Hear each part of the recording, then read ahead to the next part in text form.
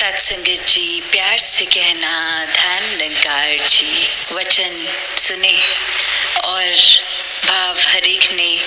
यही एक चेतन करने वाला कि संसार में आना मुबारक है, पर इस जीवन को भी मुबारक बना लो। ये जीवन तो ये श्वासों ने तो अपने समय से खत्म हो जाना है और ये जीते जी लाभ एक उठा लिया जाए। इस प्रभु, इस परमात्मा, इस निराकार, इस ईश्वर को जीवन में हर समय के लिए बसा लिया जाए। एक इंसान जैसे ही संसार में आता है तो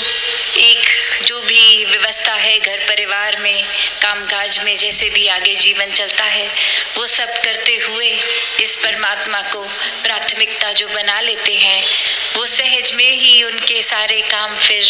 एक निश्चिंत रूप में, एक सहज भाव में होते ही जाते हैं, क्योंकि हर पल ये पता है कि हमारे मुताबिक कुछ अच्छा है या बुरा है, ये परमात्मा का किया है तो बेहतर ही है हमारे लिए। तो ऐसे ही भाव कि जो इंसान के रूप में जन्म तो ले लेता है, पर ये जिन पे परमात्मा का रंग है वो तो वाकई ही इंसान बन के ही रहते हैं, पर संसारिक दुनिया, माया इत्यादि ये जो भी नाम से बुलाएं, ये जो रंग हो जाता है, ये होता तो उस रूप में एक लालच बढ़ाने वाला रंग, एक इच्छाओं का जो कभी खत्म होने ना वाला रूप। तो ऐसे एक टेम्पररी चीज़ों का जो संग करते हैं तो वो फिर कहाँ से संतुष्टि जीवन में पाएंगे, वो फिर कहाँ से ये आनंद, ये कंटेंटमेंट के पलों को जी सकेंगे। तो भाव वही कि एक बच्चा जब पैदा होता है तो कैसे वो कुछ भी अगर बोलता है तो घर परिवार, माता पिता सब बहुत ही खुश होते हैं कि चाहे ये तोतली भाषा में ही कुछ बोल रहे हैं पर कितना प्यारा लग रहा है। पर अगर यही आयु बढ़ती जाए पर तोतलापन खत्म ना हो तो फिर वो चिंता का विषय बनता है कि अब ये उम्र बढ़ चुकी है तो शायद डॉक्टर के पास जाना होगा। ये चीज़ एक उम्र के हिसाब से तो ठीक थी, पर अब ये भाषा को क्लियर हो जाना चाहिए था। तो ऐसे ही अगर और एग्जाम्पल भी देखें कि अगर एक समय में कोई अगर बच्चा क्रिकेट कोचिंग के लिए जा रहा है तो पहले तो 1-2 हफ्ते अगर सिर्फ बॉल बैट पे लगे ही, चाहे वो फिर दूर शॉट जाए ना जाए, पर वो सिर्फ इसी के लिए ही कोच वेरी गुड बोल देगा बच्चे को कि देखो ये तो अच्छा है ना कि आपके बैट पे बॉल अब लग रही है। और धीरे धीरे वो प्रोग्रेस होता है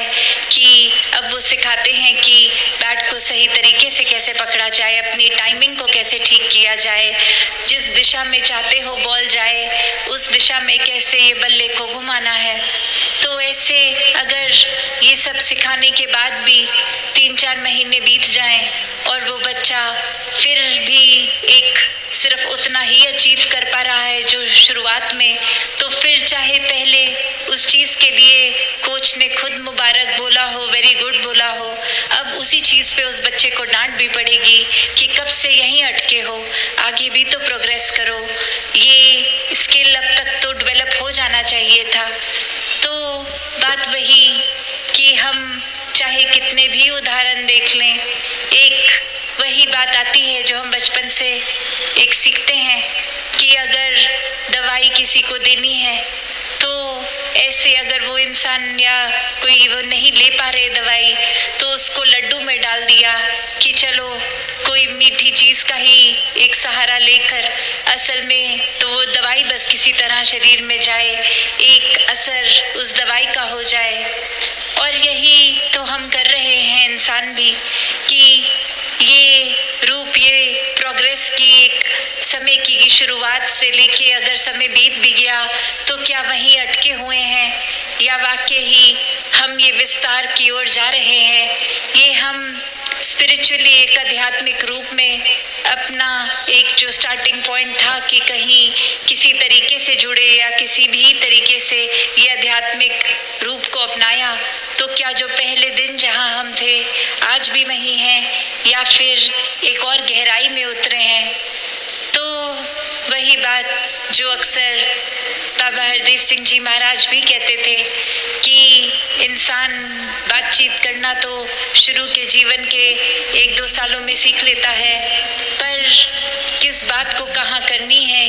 किस लिहाज में करनी है, मन में भाव क्या होने चाहिए, एक वाणी को मधुर रखते हुए जीवन को बिताना चाहिए,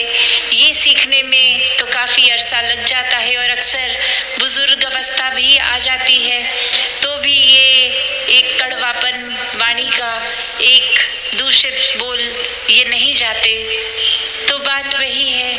कि अक्सर एक वो भाव तो आ जाता है कि कोई ना कोई वजह से ये संसार से अगर मन हम हटा के परमात्मा की ओर लगा भी लेते हैं, पर अब इतना समय सेवा सुमिरन सत्संग करते हुए भी हो गया, तो भी अवस्था वहीं की वहीं। तो ये इसके लिए अपने अंदर ही झांकना होगा कि ये प्रोग्रेस हम क्यों नहीं कर पा रहे, ये गहराई में क्यों नहीं उतर पा रहे, ये और एक्सपेंशन, ये विस्तार की बात जो है ये फिर एक चेतन अवस्था में रहकर ही होगी। ये तो अपने स्वभाव के सुधार में एक कॉन्शियस एफर्ट, एक पूरी इस विवेक से एक चेतन होकर जीना होगा, वरना तो ये आयु भी बढ़ती रहेगी, ये श्वासें भी घटती जाएंगी, ये उम्र भी बढ़ जाएगी, पर भाव एक वही रह जाएगा हमारा कि ये शुरुआती दौर का ही है। हम एक पूरा समुंदर होने के बावजूद एक कतरा भी नहीं रह पाए। तो जो हम एक असली रूप, हमारा मूल ये निराकार, ये परमात्मा है, जहाँ हर एक इंसान के अंदर वो दैवीय रूह, एक रूहानी बात है कि हर एक में आत्मा इस परमात्मा का ही अंश, तो स्वयं जो परमात्मा रूप हो सकते हैं, वो कितने छोटे दायरों में हम इंसान अभी भी बटे हुए हैं। अपने दिमाग को, सोच को कितना छोटा कर रखा है, नफरतों के कारण ढूंढ रहे हैं, किसी से जाति पाति या कोई भी कारण ढूंढकर एक नफरत करते जा रहे हैं। तो बात वही कि अक्सर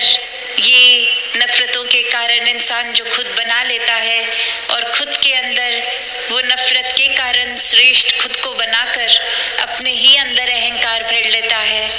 तो कोई भी धर्म ग्रंथ उठा लें, किसी भी संत की बात पकड़ लें, तो इंसान को इंसान तो ये मानवीयता ही बनाती है, मानवीय गुण, ये ह्यूमन वैल्यूज ही बनाती हैं। और कोई भी ह्यूमन वैल्यू में ये बुरे विकार तो है नहीं, सिर्फ जब भी सुनेंगे ये करुणा, दया, विशालता, प्रीत, नम्रता, प्यार इत्यादि ही सुनाया जाएगा कि ये एक अच्छे गुण हैं। तो ये जानते हुए भी तो इतनी छोटी आयु में ये स्कूल की ही बात से एक छोटे बच्चे को पता होता है ये चीज़ें स्वभाव में होनी चाहिए, ये नहीं, फिर भी वो जानते हुए भी अक्सर ये बुराइयों को इंसान अपना लेता है और फिर या तो इस मन में परमात्मा टिकेगा या फिर चतुर चालाकियाँ, बुराइयाँ, अहंकार टिकेंगी। तो